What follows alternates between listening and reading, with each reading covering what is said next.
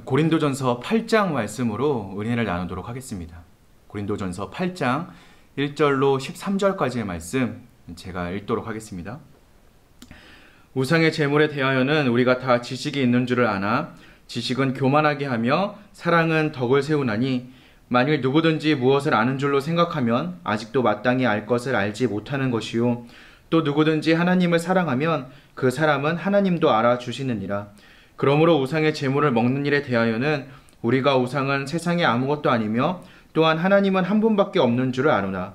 비록 하늘에나 땅에나 신이라 불리는 자가 있어 많은 신과 많은 주가 있으나 그러나 우리에게는 한 하나님 곧 아버지가 계시니 만물이 그에게서 났고 우리도 그를 위하여 있고 또한 한 주 예수 그리스도께서 계시니 만물이 그로 말미암고 우리도 그로 말미암아 있느니라.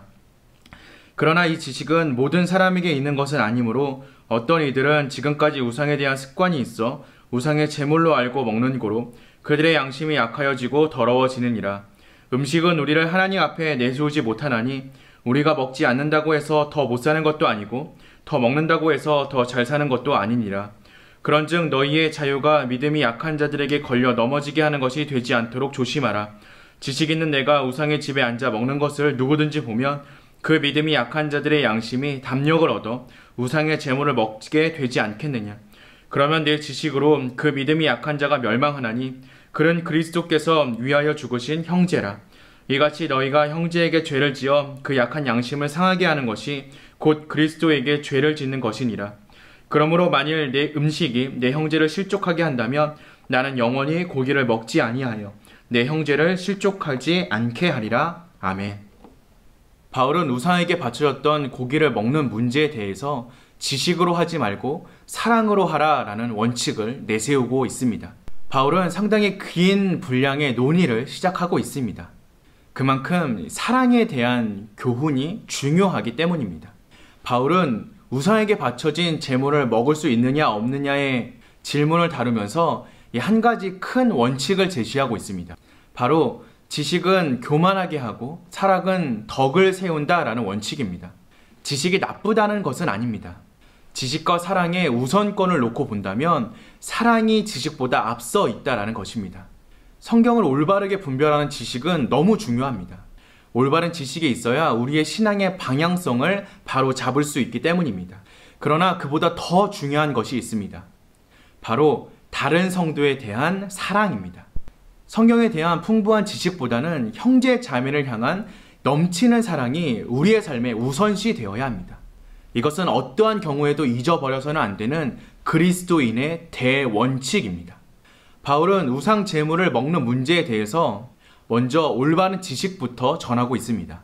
우상은 아무것도 아니고 신이라 불리는 것들은 모두 거짓이며 하나님은 한 분이시고 오직 우리 주님은 예수 그리스도 뿐이라는 사실입니다. 그러나 이 지식을 갖지 못한 사람들은 우상의 제물임을 의식하고 먹음으로써 그 양심이 더럽혀집니다. 이는 음식 자체는 먹어도 문제가 아닌데 그 음식이 우상에게 바쳐진 제물이었다라는 것을 생각하고 먹음으로써 문제가 생긴다라는 것입니다.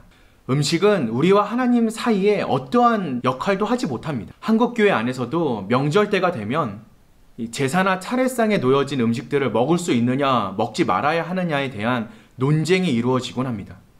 기본적으로는 그것들은 아무런 의미가 없기 때문에 우리가 먹는다고 해서 문제가 될 것이 없습니다. 그러나 이 문제를 쉽게 생각해서는 안 되는 또 다른 문제가 있습니다. 우상은 아무것도 아니기에 그 앞에 드려진 음식이라고 해서 아무런 영적 의미를 가지고 있지 않기 때문에 그러니까 먹어도 된다라는 결론에 도달할 수 있습니다. 그런데 바울은 그런 결론을 내리지 않습니다. 앞서 지식보다 사랑을 가르친 바울은 지식을 따라서 하는 행동이 믿음이 약한 자들을 망할 수 있게 할 수 있음을 이야기합니다. 그리스도인은 지식만을 따르는 것이 아니라 반드시 성도와의 관계를 염두에 두고 행동해야 합니다. 바울은 만약 자신이 고기를 먹는 것이 다른 형제를 실족하게 한다면 자신은 영원히 고기를 먹지 않겠다라고까지 말합니다. 먹고 싶은 음식, 또 음식을 통한 즐거움보다는 형제를 세우는 것이 먼저라는 이야기입니다. 우리에게도 제사에 드려진 음식 문제, 술이나 담배와 같이 사실상 신앙 자체와는 큰 연관이 없지만 금기로 여겨지는 것들이 있습니다. 그것이 형제를 넘어지게 하고 방탕한 생활을 합리화하는 요건이 될 수 있기 때문입니다. 바울의 가르침처럼 우리는 지식이 아니라 형제를 위하여서, 그리고 교회의 덕을 세우기 위하여서 다른 사람에게 걸림돌이 되는 지식과 자유를 절제할 수 있어야 합니다. 근본적으로 우리 그리스도인들은 자유롭습니다.